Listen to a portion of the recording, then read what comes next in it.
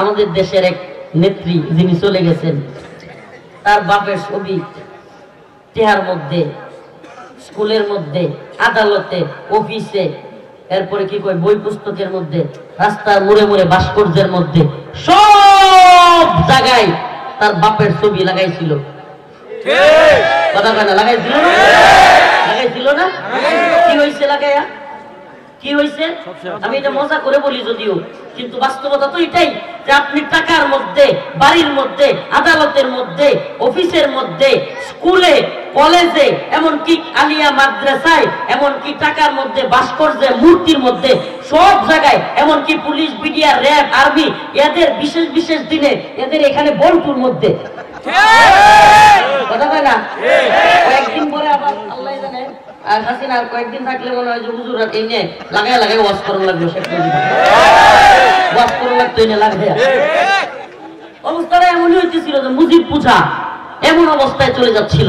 আমাকে বলেন, আপনি টাকায় লাগালেন, আপনি ভাস্কর্যের মধ্যে কল্লা লাগাইলেন, ভাস্কর্য বানালেন, মূর্তি বানালেন, টাকার মধ্যে বাপের ছবি লাগাইলেন, স্কুলে, আদালতে, অফিসে, সব জায়গায় বাবার ছবি লাগাইলেন, অথচ হইল কি 16 মিনিট যাইতে পারে না ক্ষমতার কল্লা দুইরা মারো টান মুজিব হইতে খান। আশ্চর্য কথা! অথচ গোটা পৃথিবীতে টাকা দেখেন, একটা টাকার মধ্যেও ছবি নাই, গোটা পৃথিবীর কোন জায়গায় একটা মূর্তি নাই, ভাস্কর্য নাই। শত শত বছর চলে গিয়েছে, হাজার বছর চলে গিয়েছে, এখনো উনার নামে একটা কটূক্তি কেউ করলে গোটা পৃথিবীর শত শত উম্মতে মুহাম্মাদি একত্রিত হয়ে পৃথিবীকে একসাথে কাঁপায়া দেয়। লা ইলাহা ইল্লাল্লাহ। কোন জায়গায় মুক্তি দরকার নেই।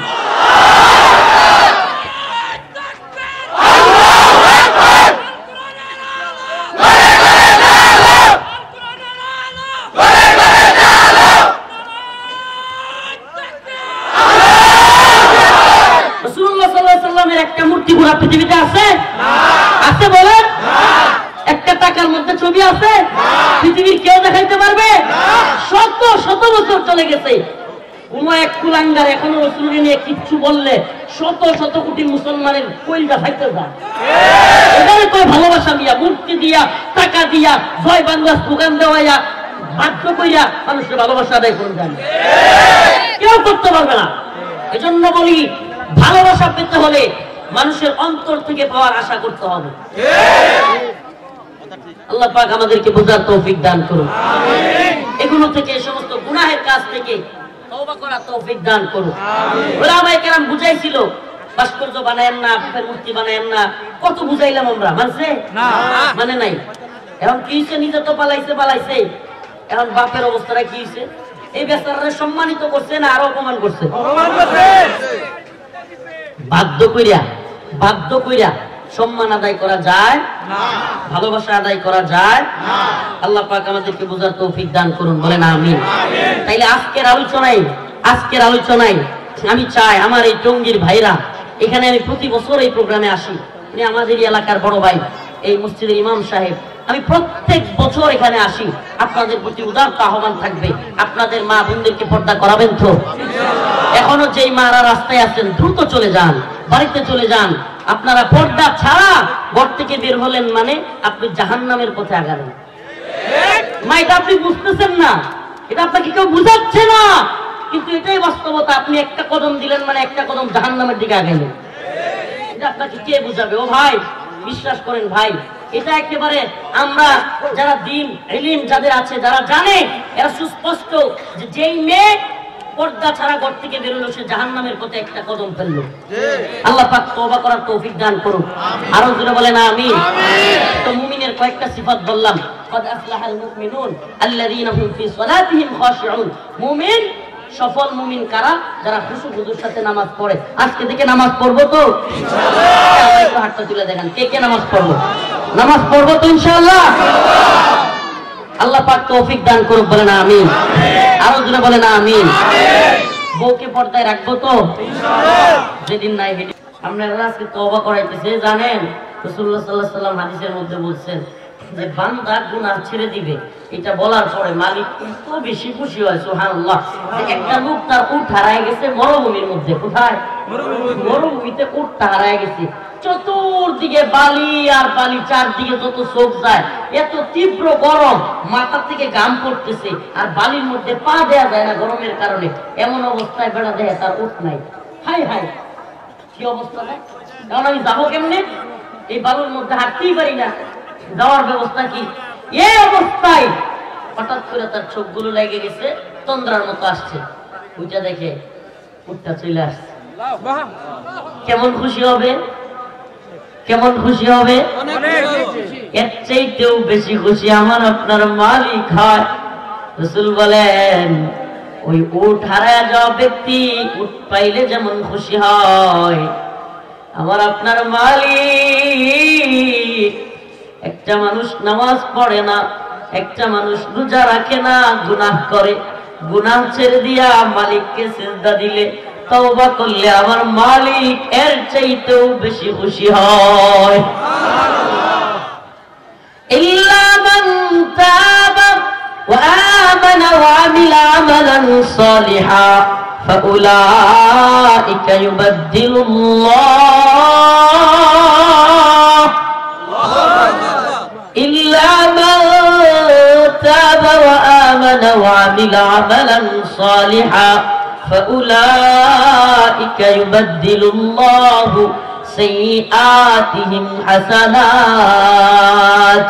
আল্লাহ রাব্বুল আলামিন বলেন, ও বান্দা, একটা নয়, দুইটা নয়, 100 নয়, 1000 নয়, লক্ষ গুনাহ যদি কোনো বান্দা করে, তাফসীরের মধ্যে এসেছে আল্লাহ বলেন, ইল্লা মা তাবা ওয়া আমানা ওয়া আমিলা আমালান সালিহা।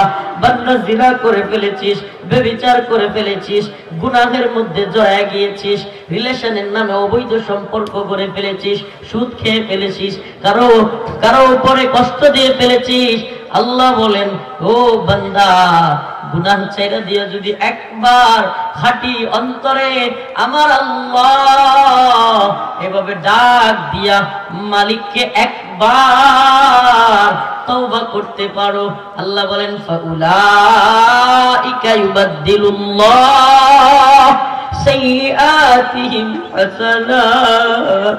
আমার আল্লাহ বলেন, 1 লক্ষ গুনাহ থাকলেও আমি তোর 1 লক্ষ গুনাহকে 1 লক্ষ নেকি দ্বারা পরিবর্তন করে তোর জান্নাতে দিয়ে দিব। সুবহানাল্লাহ! 1 লক্ষ গুনাহ যদি তোর থাকে, আমি তোর জান্নাতে দিয়ে দিব, গুনাহগুলো maaf করে দিব, খালি একবার আমারে ডাক মার। আল্লাহ, আমি আজকে থেকে গুনাহ ছেড়ে দিলাম, আজকে থেকে নামাজ পড়বো, আমার স্ত্রীকেও নামাজ পড়াবো। স্ত্রীরা যারা আছেন, মা বোনেরা যারা আছেন, তাদেরকে বলি, আপনারাও এই মনে মনে ইয়াদা করেন, ইচ্ছা করেন, ওয়াদাবদ্ধ হন যে আজকে থেকে নিজেও নামাজ পড়বো, পর্দায় থাকবো, আমার স্বামীকে, আমার সন্তানকে, আমার ভাইকেও নামাজ পড়ার জন্য বলবো। এক মহিলা সালে আল মুনাজ্জিদ সম্ভবত, ওনাকে প্রশ্ন করছে, হুজুর, আমার স্বামী ফজরের সময় ঘুম থেকে ওঠে না, আমার সন্তানটাও, ছেলেটাও ঘুম থেকে ওঠে না, আমি অনেক চেষ্টা করি, তাদেরকে ডাকি, কিন্তু তারা ঘুম থেকে ওঠে না, আমি কি করব?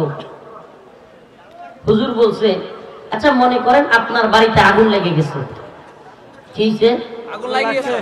এখন আগুন লেগে যাওয়ার পর আপনি কি আপনার সন্তান এবং স্বামীকে রাইখা ঘরের বাহিরে দৌড়ে চলে যাবেন?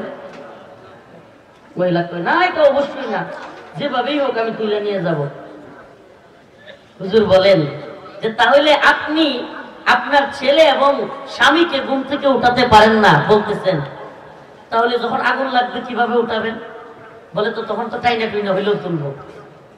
সালে আল মুনাজ্জিদ হাফিজাহুল্লাহ বলেন, যদি তাই হয়, আপনি দুনিয়ার আগুনের ভয়ে আপনার ছেলে এবং স্বামীকে টাইনা ছেঁচড়ে তুলবেন, আর জাহান্নামের আগুনের ভয়ে আপনার ছেলে আর আপনার স্বামীকে তুলতে পারবেন না। তাইলে কি বোঝা যায়? আমাদের জাহান্নামের ভয়টাই নেই, আল্লাহর ভয়ই নেই। আমরা যারা নামাজ পড়ি না, সমস্যা কোথায়? আমি তো মনে করি সমস্যা হইল ইমানের মধ্যে। কারণ আল্লাহর ভয় যে ব্যক্তির আছে, আল্লাহ রাসূল বলেছেন মান তারাকা সালাতান ওয়াহিদান মুতাআম্মিদান ফাকাদ কাফারা, যে ব্যক্তি এক ওয়াক্ত নামাজ ইচ্ছাকৃত পরিত্যাগ করলো সে কুফরি করলো, কুফরি। নাউযুবিল্লাহ। ইমাম আহমদ ইবনে হাম্বল বলেন যে ব্যক্তি নামাজ ইচ্ছাকৃত পরিত্যাগ করে তার জানাজা পড়া যাবে না। নাউযুবিল্লাহ। জানাজা পড়া যাবে না, তাকে মুসলমানের কবরে দাফন করা যাবে না। ইমাম আহমদ ইবনে হাম্বলের বক্তব্য। তাইলে আমরা কি নামাজ ছেড়ে দিব? আমি যে আয়াতে কারিমা তিলাওয়াত করেছি মুখতাসার ভাবে তাফসীরগত ভাবে এটাই আলোচনার সারসংক্ষেপ। এবার আসল তরজমাগুলো একটু শুনুন। قد أفلح المؤمنون, অবশ্যই মুমিনরা সফলকাম হয়েছে। الذين هم في صلاتهم خاشعون, যে সফলকাম মুমিন তাদের কাজগুলো হলো তারা খুশু খুজুর সাথে বিনয়ের সাথে নামাজ পড়ে। সুবহানাল্লাহ। সফল মুমিনদের সিফাত কি? ফজরের নামাজের সময় নাক ডেকে ঘুমায়। হ্যাঁ, সফল মুমিনরা ফজরের নামাজের সময় নাক ডেকে ঘুমায় না। আল্লাহ রাসূল বলেছেন যে ব্যক্তি ফজরের নামাজ আদায় করলো সমস্ত জিম্মা, সমস্ত জিম্মা, সমস্ত রিজিকের জিম্মা, বিপদ আপদের জিম্মা সব আল্লাহ নিয়ে নিল। সুবহানাল্লাহ, সুবহানাল্লাহ। মান সাল্লা সালাতাল ফজর জিম্মাতুল্লাহ, যে ব্যক্তি সালাতুল ফজর আদায় করলো আল্লাহর জিম্মায় সে চলে গেল। সুবহানাল্লাহ। ফজরের নামাজ যে পড়লো তার এই দিনের বালা মুসিবত, এই দিনের রিজিক, এগুলোর জিম্মা কার? আল্লাহ। সুবহানাল্লাহ। এটা রাসূলের কথা, রাসূলের কথা, এমন এক ব্যক্তির কথা যার ব্যাপারে স্বয়ং মুসলমানরা বাদ দেন কাফের মুশরিকরা পর্যন্ত এই কথা বলতে বাধ্য হইতো যে মুহাম্মদের দুই ঠোঁটের মাঝখান দিয়া জীবনে কোনোদিন মিথ্যা বের হয় না। সুবহানাল্লাহ। কত সম্মানিত রাসূল। গোটা পৃথিবীতে এখনো পর্যন্ত মুমিনের অন্তরে 4.5 হইতেছে ইনশাআল্লাহ। আল্লাহ এর বিয়ে করায় দাও। এরপরে আয়াত ওয়াল্লাযীনা হুম আনিল লাগবি মুরিদুন, মুমিন কোন ফাহিশা কাজে জড়ায় না। সুবহানাল্লাহ। আল্লাহ মুমিনের আরেকটা সিফত কি বলতেছেন? মুমিন কোন ফাহিশা কাজে কি করে না? জড়ায় না, ভালো কাজে জড়ায়। ওয়াল্লাযীনা হুম লিফুরুজিহিম হাফিজুন, মুমিন লজ্জাস্থানকে হেফাজত করে। ইল্লা আলা আজওয়াজিহিম, শুধুমাত্র